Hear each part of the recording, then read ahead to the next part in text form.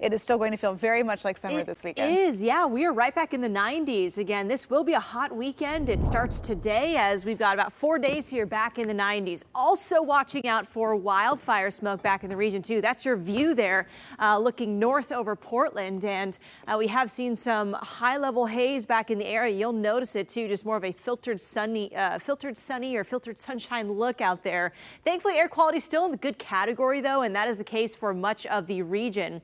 Notice Portland and down the valley here back in the good category. So if you do want to step outside this morning, get some exercise in, it's perfect for it. Again, we're seeing healthy air quality. Notice some spots around Washington back in the unhealthy category for sensitive groups, but major improvements all around the region here after a very smoky weekend. Now here's our air quality forecast. I do think Portland will stay mainly good in terms of air quality for the next several hours here through the afternoon and evening. Much of the smoke will still sit around Salem and further south down the valley. So do watch out for poor air down the valley a bit, maybe in the moderate or unhealthy category for sensitive groups out there. And then we've got those fires still burning in the Cascades, the bedrock fire there where unhealthy air is still likely. But again, we'll watch the air quality closely. If you've got respiratory issues, I would watch that also and maybe limit your time outdoors while this wildfire haze is in the area.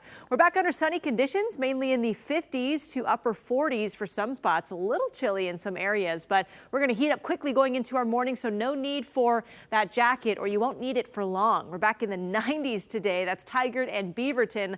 Lake Oswego around 94 degrees today on the east sides of Portland.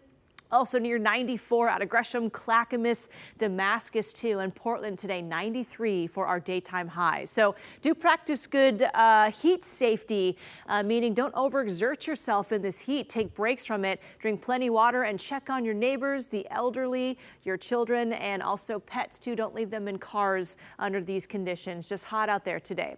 And here's a look at those thunderstorms. They start to rev up late tonight. I think overnight into Friday morning is when we'll really see those storms back over the Cascades, but a chance for an isolated storm through Portland also out there. Let's time things out. Here's our futurecast. We're seeing a lot of moisture coming in from Nevada, and that's going to push in over the Cascades going into tonight. So these thunderstorms are going to bubble up here, even for the coastline.